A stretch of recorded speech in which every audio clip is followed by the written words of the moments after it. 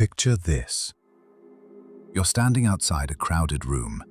Maybe it is a networking event, a party, or just a busy cafe. You step through the door and almost instantly, something inside you shifts. Your heart rate ticks up just a fraction. Suddenly you become intensely, weirdly aware of your own hands. You start wondering if your posture looks stiff, or if your walk seems natural, or if you look like a robot trying to blend in with humans. You scan the environment to see exactly who is looking at you, and instantly, without even realizing it, you start adjusting your behavior to manage their perception. You are no longer just existing in that space. You have officially started performing for an invisible audience. You feel this heavy, suffocating pressure to project competence, to look cool, to seem like you have immense authority. You genuinely believe that every eye in that room is analyzing your micro-expressions. Let's be real for a second. It is a massive, exhausting drain on your internal energy. But look, before we go any further, I need you to know something. You are not inherently weak or broken for feeling this pressure. You are simply suffering from a highly specific, very common cognitive distortion. And the crazy thing is, this distortion is quietly draining your power and completely destroying your natural presence. The truth of the matter is quite brutal, but honestly, it is deeply liberating once you grasp it. The man who feels watched is always performing, but the man who feels truly grounded, he simply arrives. Today, we are going to pop the hood on your social anxiety. We are going to completely dismantle this psychological trap that makes you so rigid, and we are going to replace it with a solid, cold framework of genuine presence. To figure out why your natural presence just evaporates in these moments, we have to look at your internal soul. Here is the deal. Your brain is essentially an ancient survival machine, running on code that was written for a brutal, prehistoric world. Back in the ancient tribal days, your social status was quite literally a matter of life or death. If the tribe perceived you as weak, weird, or unlikable, they would cast you out. And being exiled meant absolute, certain destruction. You would be tiger food. Because of that incredibly harsh reality, your nervous system evolved to have this hypersensitive, paranoid radar. It constantly monitors your social standing and scans the environment for any hint of disapproval. It desperately wants to ensure you never make a fatal social error. Out in the wild wilderness, this hypervigilance was a brilliant survival strategy. But in the modern world, it is a severe psychological liability. In behavioral psychology, this evolutionary glitch actually has a specific name. It is called the spotlight effect. Put simply, the spotlight effect is a cognitive bias that causes you to massively overestimate how much other people notice your behavior. You walk around genuinely believing a massive, blinding social spotlight is shining directly on your face. You think the room registers every single awkward pause you make. You assume people are keeping a mental catalog of your slight stumbles, your bad hair days, and your minor status slips. This false assumption creates a catastrophic collapse of your internal frame. You literally abandon your own reality just to manage their imaginary judgments. But here is the cold, rational truth of the human condition. People are entirely, hopelessly consumed by their own internal chaos. They are not studying you. They are way too busy worrying about their own imaginary spotlights. Your nervous system is reacting to a massive threat that simply does not exist. This over-attunement to the room makes you highly reactive, and you become desperate to control how others perceive you. This frantic need for validation is the exact definition of low-value behavior. A guy with a truly rational, grounded frame understands this perfectly. He knows that external opinions are a fluctuating, highly unreliable currency. He operates from a position of profound internal abundance, meaning he doesn't need the room to confirm his right to exist. All right, let's drag this concept out of abstract theory and see how this psychological error actually plays out in the real world. I have noticed 3 specific ways this behavioral failure shows up, and we have all been guilty of them at some point. The first insight is what I call the dangerous trap of the alpha performance. Consider what happens when a guy tries to forcefully project a dominant presence. He reads some internet advice about taking up space and holding relentless eye contact. He walks into a room, dramatically puffs out his chest, and forces this rigid, unblinking stare to assert his perceived dominance. He thinks he is projecting immense power and high social status, but he is completely, utterly wrong.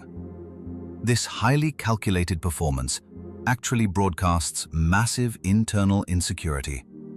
The room instantly registers the high physical and mental effort he is expending just to stand there. Think about it. True power and genuine status are always relaxed. Physical tension is an undeniable biological signal of fear. When you overthink your posture, you create this weird physical stiffness, and that stiffness signals to everyone around you that you are deeply uncomfortable in your own skin. You become a hyper-vigilant actor playing a poorly written role, and you become entirely dependent on the room reacting correctly to your performance. It is exhausting, and it is the exact opposite of true walking away power. A genuinely grounded man never needs to perform his physical dominance. His relaxed nervous system naturally commands respect. He takes up space simply because he is comfortable, not because it is some strategic tactic he memorized. He is entirely detached from the desperate need to look impressive. Then there is the second crucial insight, which is the incredibly exhausting habit of constant verbal editing. Think about your everyday conversations and casual interactions. When the spotlight effect is active, your brain goes into absolute overdrive.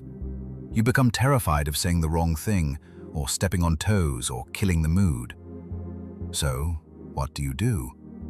You start running every single thought through a massive, heavy internal filter. You calculate exactly how your words will land long before you actually speak them. You try to optimize your sentences to guarantee a positive, safe reaction from the listener. This intense self-monitoring completely destroys your authentic edge. You end up delivering sterile, agreeable, and perfectly predictable statements that mean absolutely nothing.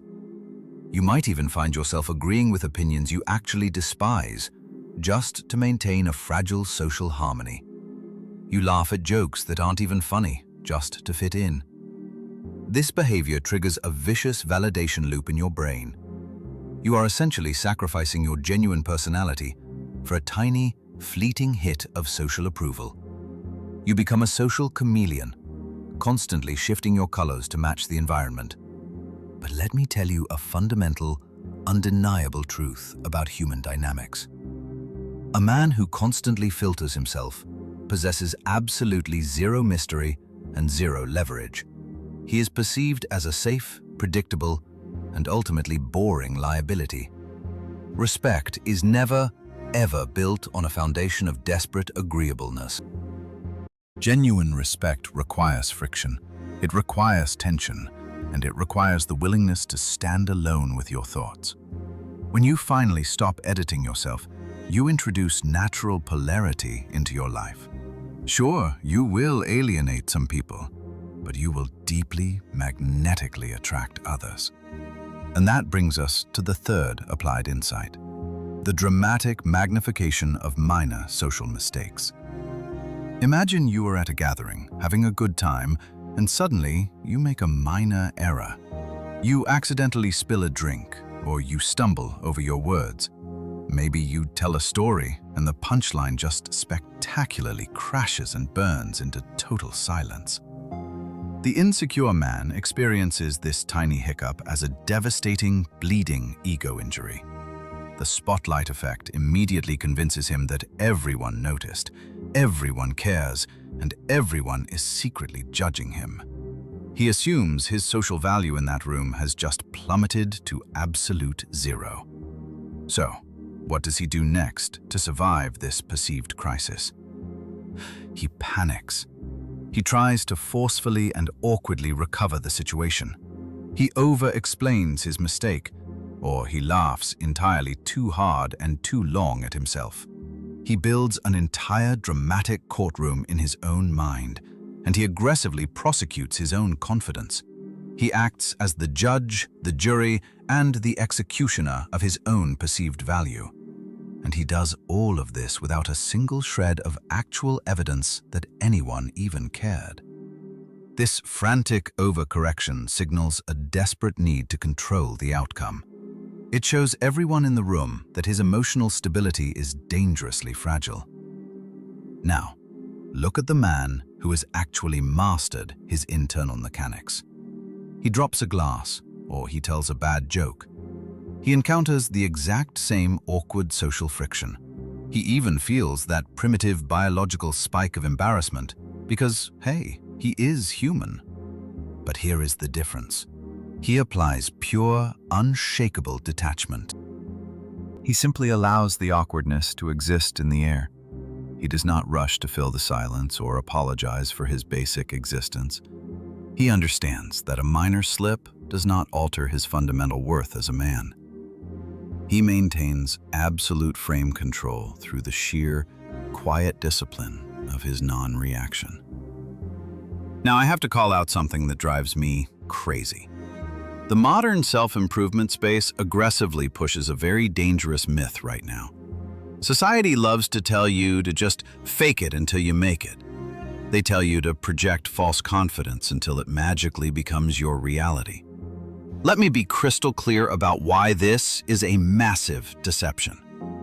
Faking confidence requires an audience to validate the illusion.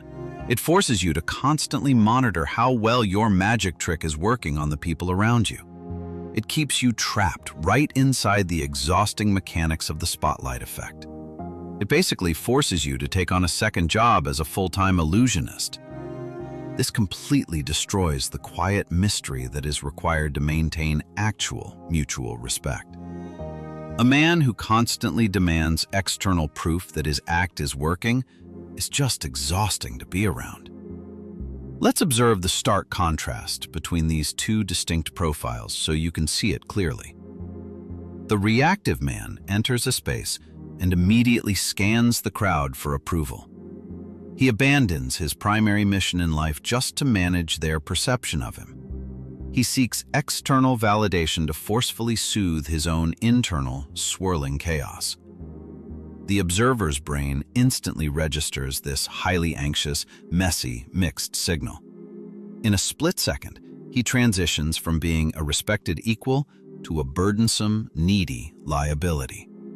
But the internally mastered man? He enters the exact same physical space. He recognizes that primitive biological urge to seek the room's approval, but he aggressively overrides this weak impulse with cold logic. He shifts his heavy, calculating focus right back to his own reality. He knows his fundamental worth remains entirely intact, regardless of the shifting moods of the people around him. So, how do we actually fix this? Because you cannot simply positive think your way out of millions of years of evolutionary programming. You must implement strict, unshakable practices to regain physical control of your perception. Think of these safe practices as structural guardrails for your mind. They will completely eliminate the space for internal self-deception. The first practice is what I call the aggressive externalization of your anchor. When you enter a new environment, your default brain is going to turn inward. It will start analyzing your breathing, your posture, and your perceived physical flaws. You must immediately interrupt this destructive internal loop. You have to actively force your attention outward into the physical environment. Notice the architecture of the room. Feel the temperature of the air. Observe the actual physical pace of the people walking around you. Listen to the ambient sounds without tying them to your own ego. Make your environment the focal point rather than your internal performance. When your attention is externalized, you physically cannot overanalyze yourself. It is a biological impossibility. This single practice completely shatters the illusion of the spotlight. It returns you to a beautiful state of calm, objective observation. The second safe practice is adopting the clean entry rule. Before you walk through a door, you must state your true objective to yourself. Your objective is never to impress the people inside the room. Your objective is never to establish physical dominance, or to prove your worth, or to be the funniest guy there. Your only job is to simply enter the space cleanly and just exist. You give yourself full, unapologetic permission to be entirely unremarkable. And here is the paradox. When you finally remove the heavy pressure to perform, you naturally become incredibly magnetic. A man who demands absolutely nothing from the room naturally commands its attention. You start operating from a state of massive internal abundance and quiet power. You realize you are far too focused on your own path to sit around dissecting other people's moods. Your focus is an incredibly dangerous and highly valuable weapon. Stop pointing it backward at your own insecurities and fabricated social flaws. Start pointing it forward toward the relentless, quiet execution of your daily mission. Think about how much time you have spent playing the exhausting role of the anxious performer. You have drained so much of your life's energy trying to decode every minor social fluctuation around you. You truly believed that if you maintained perfect vigilance, it would somehow protect you from disrespect or rejection. But you now clearly understand the hidden mechanics of this silent failure. Your constant performance is exactly the thing that destroys your perceived value in the real world. The most dangerous threats to your status are almost entirely invented in your own mind. Real maturity begins the exact moment you stop treating the world like it is your personal audience. You are no longer a reactive pawn, terrified of a non-existent spotlight. You now possess the cold, rational framework required to simply step back and observe. Respect is never successfully negotiated through a forced physical performance or a desperate plea for attention. It is quietly accumulated through undeniable behavioral consistency and deep internal relaxation. You have the unbreakable power of outcome independence right at your disposal. Genuine presence grows exactly when you stop trying to forcefully manufacture it. So the next time you walk into a crowded room, you have a critical choice to make. Will you surrender your internal frame and perform for a ghost audience? Or will you drop the act, breathe, and simply arrive in your own quiet power?